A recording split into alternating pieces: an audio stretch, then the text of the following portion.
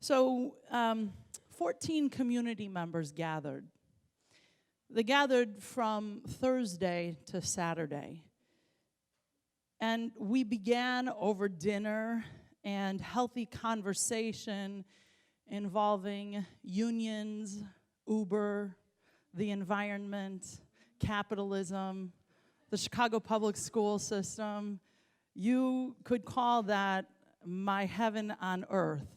14 brilliant human beings sitting, eating, and drinking, and talking about the opportunity we have to impact great systems and structures by way of consciousness.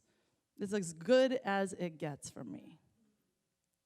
The next morning, we sat in stillness together and began to imagine the possibilities and opportunities Bodhi has as a center for consciousness studies. We envisioned a new home. We envisioned space for small group gatherings, for larger celebrations, for a healing arts center, for urban agriculture, an intergenerational center for consciousness studies, and that space was felt. We imagined, we dreamed, we talked about our community and what it wants and needs. We talked about the city of Chicago and what it wants and needs. We talked about the world and what it wants and needs. And you could feel it. There was a palpable energy. There was a shared commitment to supporting our community and our work as a center for consciousness. A center that serves the secular and spiritual interests. A center that serves the soul. A center that is a balm of creativity and compassion. Grace was present. I could feel grace in that space. We caught a vision, and without words, there was a knowing that divine activity was upon us. There was something that occurred in the gathering of that group where each person laid down their individual identity. Each person laid down the depths of attachment to the ego in service of something greater. And grace showed up. The weekend was filled with laughter. It was filled with dancing. It was filled with cooking, with tears, and sharing. The presence of love was felt. It was stirred. And I think the thing I noticed more than anything is it was remembered. There's a love and a grace that resides in each of us that so often when we walk through life can get clouded or muddied. It can get suppressed. It can get thwarted. It can get forgotten. And this weekend it was remembered. Coretta Scott King said, "The greatness of a community is most accurately measured by the compassionate actions of its members, a heart of grace and a soul generated by love." It would be easy in this series titled Show and Prove to think that you are doing the work. It would be easy in a series titled Show and Prove that is located in the realm of demonstration, of manifestation, to get confused and think it requires like ridiculous levels of muscle on your part. It does require action, but there is a great distinction between inspired action and efforting and struggling and forcing and coercing. You know, we each have desires of our heart and of our soul. And for those of you who've taken classes here, remember that fifth step of affirmative prayer. I was sitting with Nathan this morning talking about this conversation, and he says, yes, you release it. you release it into the law, the universal law that always says yes. You release it. When we hold on so tightly to our limited attachments of what we believe is to express through our lives, consider that you actually hinder your capacity to create. And so there's oftentimes a conversation about how do I hold the idea of that which I want to create on the planet, but hold it lightly. Just like that. Hold it lightly. You know, we woke up on our retreat yesterday morning to the royal wedding. And I later watched Bishop Michael Curry's message a couple times. If you haven't watched it, I cannot emphasize enough the power of his message and the power of that moment. And I always have to watch myself because there is a cynical one in me that will get seduced by show. But that was not what was happening there. The Spirit was using him yesterday. And as I was watching the footage in the evening, there was an interview done with Bishop Michael Curry and the Archbishop of Canterbury, who invited him. And the Archbishop of Canterbury said something so interesting. He said, the big idea is taking sin and me out of the center of the world and putting love in the center of the world. So hang with me here, because we don't use this word sin very often. When we use the word sin, we're just saying missing the mark. In the human experience, when we forget that we are intrinsically connected one to another, when we forget our spiritual nature and we identify more significantly with our human nature, we sin. So when we forget that Israel and Palestine are intrinsically connected, we act out. When we forget that children in a school are one with our very name and nature, we forget and we act out. When we create systems and structures that don't tend to the basic needs of the human experience, we've forgotten. So imagine if you were to look at this at the level of the individual. Taking sin and me out of the center of the world. Oftentimes, that which you desire, that which you're wanting to show and prove is too small. And you get frustrated. Why isn't this happening? And my question is always, what's the quality in back of that which you desire? What's the real essence of that which you're wanting? Because no matter how many goodies you get, if there's not a bigger vision of contribution that moves you out of the center of the world, it's a little boring. Now, this is a big paradox because simultaneously we say you are the center and the circumference. But the high idea of you is that, not the little wants and needs. Taking sin and me out of the center of the world and putting love in the center of the world.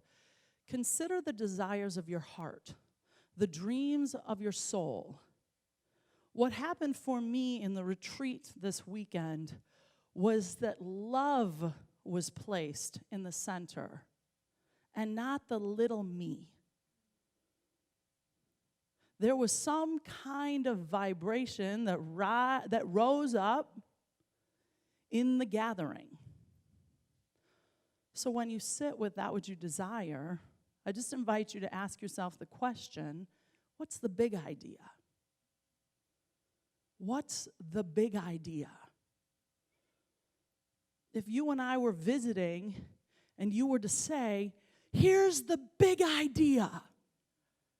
I have a prefab house with Corian countertops and a white picket fence and a golden doodle and 2 children, we might be like, that's it?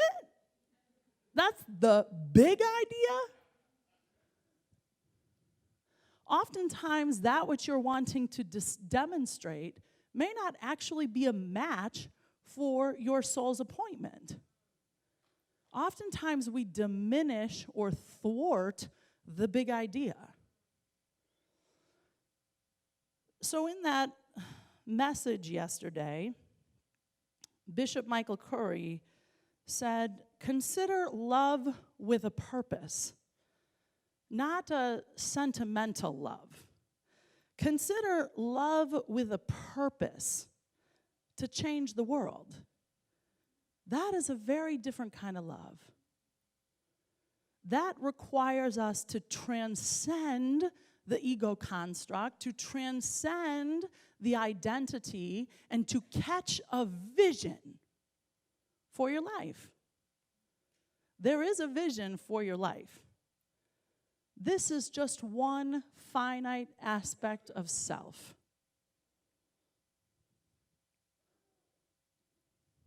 My desire is that we invite curiosity. My desire is that we orient ourselves around the affirmative. My desire is that we accept the paradox in our practice. My desire is that we allow for grace to support you. When you are in the realm of manifestation, it is essential that the invitation is there from you for grace to support you. We each know something that we've desired in our life, and it's like this. It's gripping. And it's not very available and open. It's not a particularly receptive state of consciousness. So when I was thinking about the New You Live, I was thinking, well, I don't have the next thing set up yet.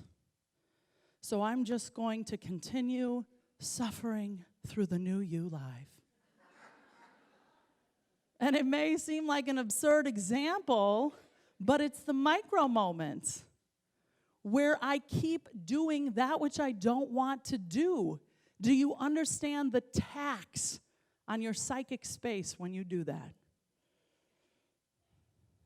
I have created relationships in my life whereby there's an agreement, there's a knowing, there's an understanding that I really only want to do that which brings me alive, which doesn't mean that I don't do the mundane, but it means I do the mundane in service of a bigger idea. I was having this conversation with my 20-year-old daughter last night, and she's like, I don't like that. You should be making time for everybody. And I said, oh, honey, that's such a sweet sentiment at 20. She was like, you're so patronizing. Maybe. But I said, I'm actually more interested in quality experiences, in experiences that bring me alive. The question was asked the other night, Lola, if you could have anything, what would it be? I just took a breath. You all have heard about this so many times. I would love to open up my kitchen, bust open the back of my house, create a big open great room, and have a wood-burning fireplace, and we would sit there. It could accommodate like 20 people in a circle, and I would have my slippers on. It would be snowing, and I would have a preferred beverage in hand. And I was actually struck by if I could have anything, that's what I wanted. Because that which I really value is being with people like I had the privilege of being with this weekend. There's nothing better for me. So you might consider doing an audit of your life and asking yourself, how many things do I do that are out of alignment with my aliveness? How many things do I do that take up time and space from the big idea as me? My guess is we all have a fair amount. There was this really brilliant woman who walked this city. Her name was Emma Curtis Hopkins. She was known as the teacher of teachers. She created a metaphysical center in Chicago. And she said, to speak directly to principle, with nothing between thee and principle, is to carry abundant evidence of your spiritual power everywhere. So think of principle as source, cause. She says to speak directly to principle, this is the big part, with nothing between thee, that's you, and principle, is to walk as if abundance is everywhere.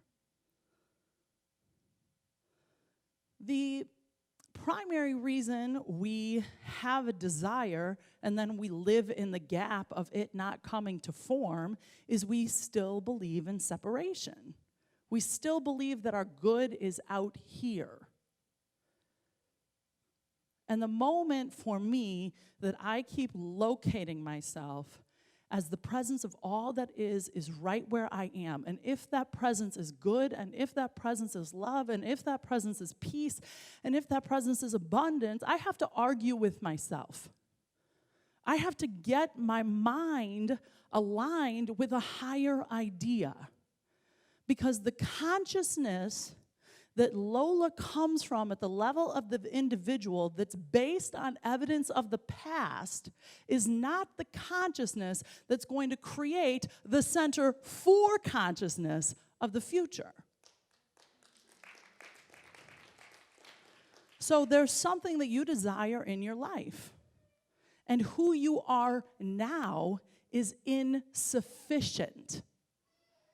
You are sufficiently sourced and supplied, but the you know yourself to be is not the one that's going to be able to cause and create the desires of your soul.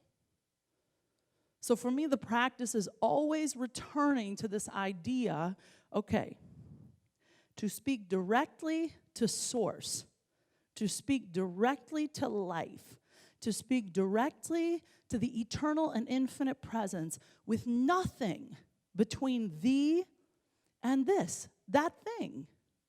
That is to carry abundant evidence of my spiritual power everywhere. See, one of the things that Reverend Galen spoke about last week is he says, I'm sure, Lola, you've had some people come to your office and talk about, I've practiced these affirmations 2 days in a row and it hasn't happened. And I said, I don't have an office.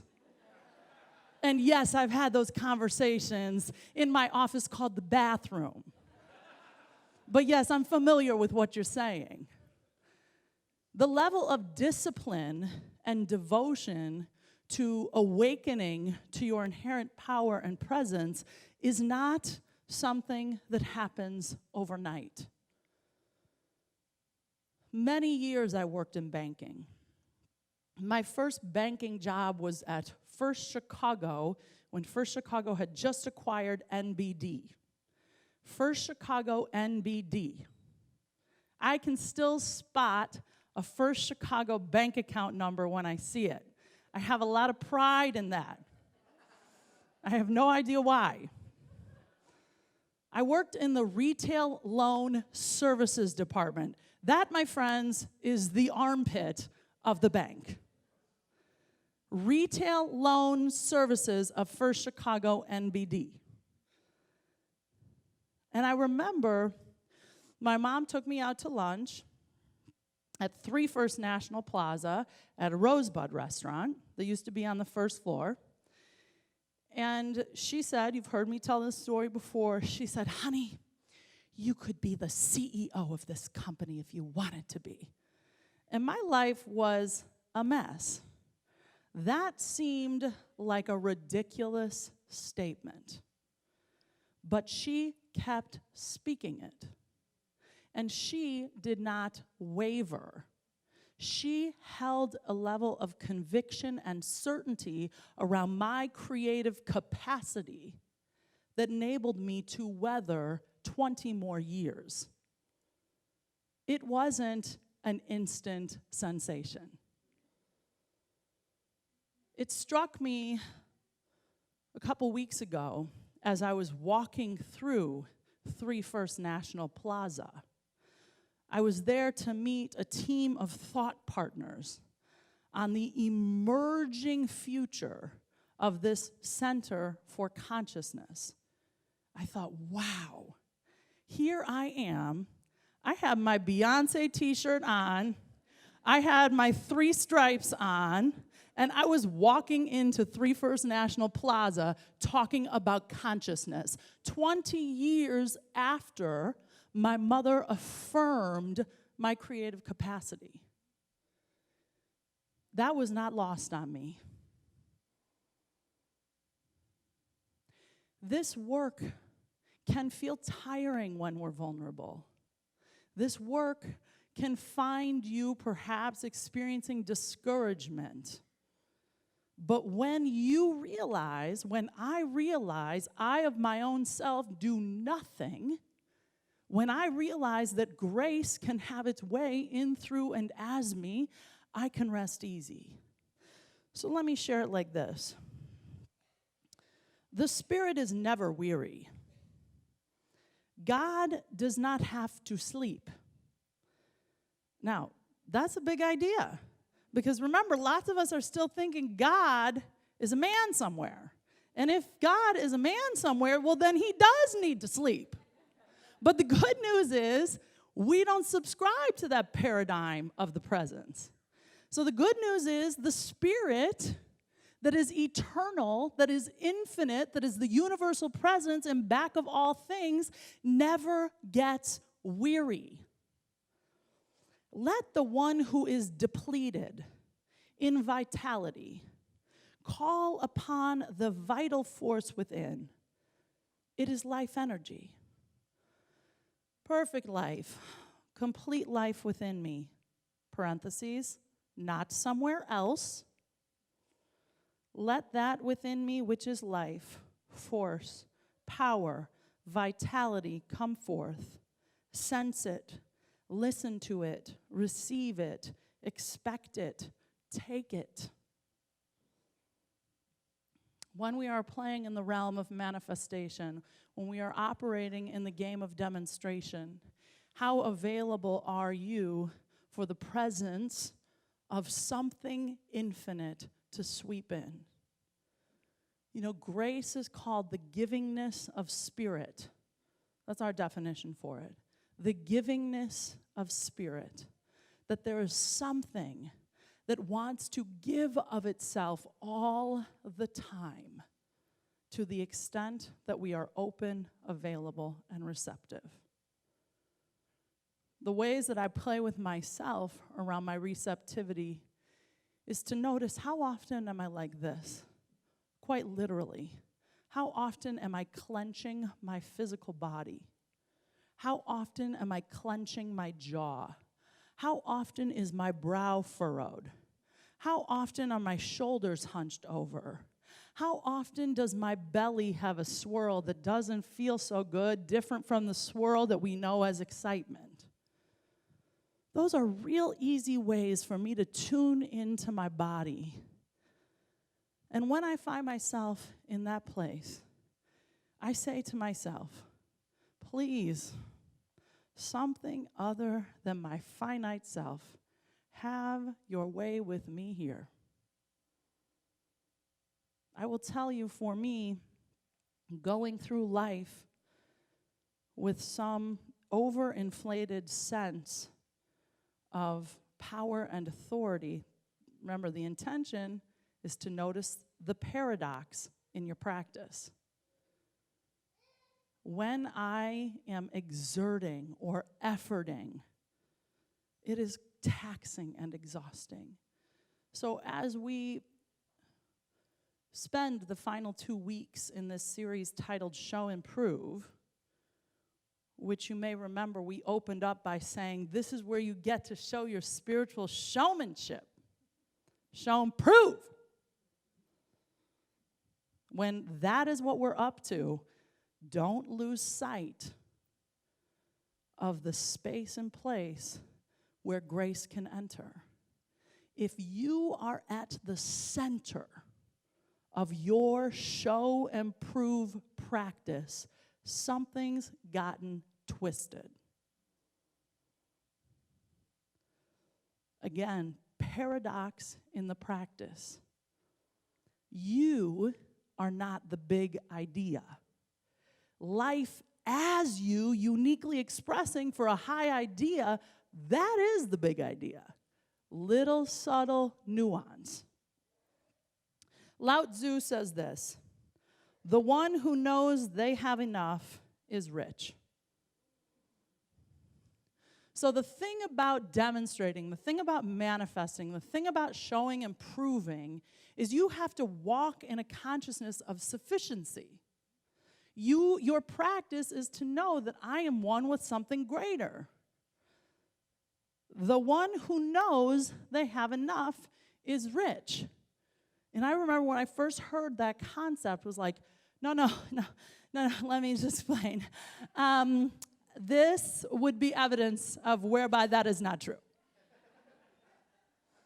That's exactly the point.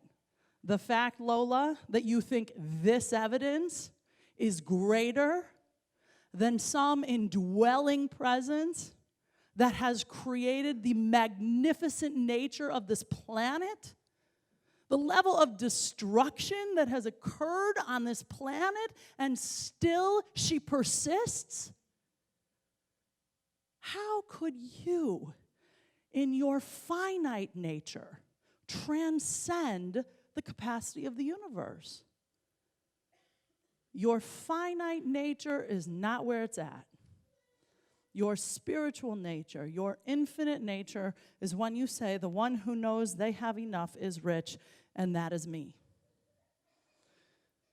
I'll close with this. On Foundations on Tuesday night, one of our classmates brought in a printout from a Marie Claire magazine, something like that. And it said 71% of people are in jobs they don't like. Okay, now, that could be the source of a lot of drama. If you're spending all day at a spot you don't like, that could be something about it. Do you understand what I'm saying?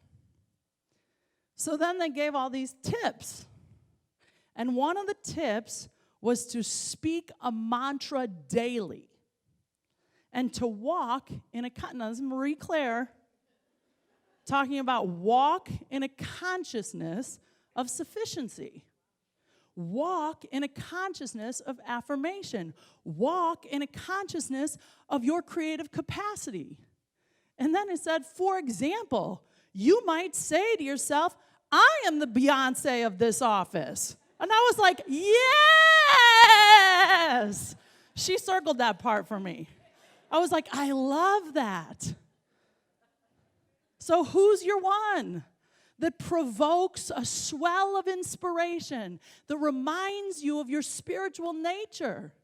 And how devoted are you to walking in that consciousness? When you get tired, when you get fatigued, remember, it is said across many spiritual traditions, God is our refuge and our strength, a very present help in trouble. That's the beginning of that. God is our refuge and our strength. We always have to live in the spiritual maturation of understanding that it's not some externalized presence. God is our refuge and our strength, a very present help in trouble. 9 verses later, it says, be still and know that I am God. Remember, I am is your spiritual nature. So I hope that as you are working this muscle in your own life, as you are awakening to different levels of creative capacity that reside where you are, that when it gets dark, and it will get dark, when you get fatigued, when you get lonely, that you have a word that reminds you of what is true and real. Bodhi Spiritual Center is a center for consciousness studies. Bodhi Spiritual Center is here for a high idea to transcend the constraints that it knows itself as presently and broaden, widen, and expand into a higher capacity to serve the city. I'm very grateful for your willingness to do that work with me and with our leadership. Thank you for being a body of people that demonstrate these principles in your life, and when you forget, you get back up. Peace and many blessings.